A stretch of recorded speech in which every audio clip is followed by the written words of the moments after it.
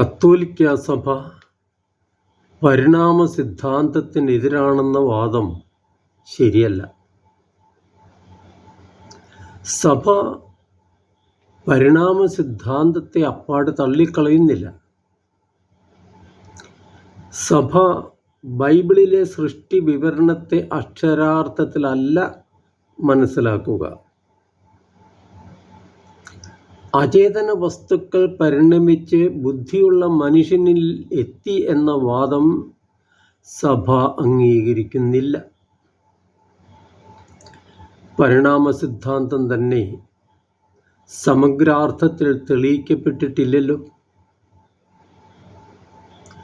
ഇനിയും അതിരുകൾ നിശ്ചയിക്കപ്പെടാതെ ക്രമബദ്ധമായി ചലിക്കുന്ന ഈ അത്ഭുത പ്രപഞ്ചത്തിൻ്റെ ഉത്ഭവം ഒരു ബൗദ്ധിക സ്രോതസ്സിൽ നിന്നായിരിക്കണമെന്ന് സഭ കരുതുന്നു.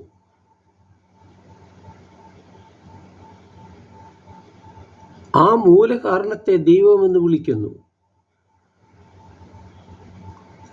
പരിണാമവാദികൾ നിഷ്പക്ഷ മനസ്സോടെ ബൈബിളിൻ്റെ ഒരു പുനർവായന നടത്തിയാൽ തീരാവുന്നതേ ഉള്ളൂ ഈ പ്രശ്നം.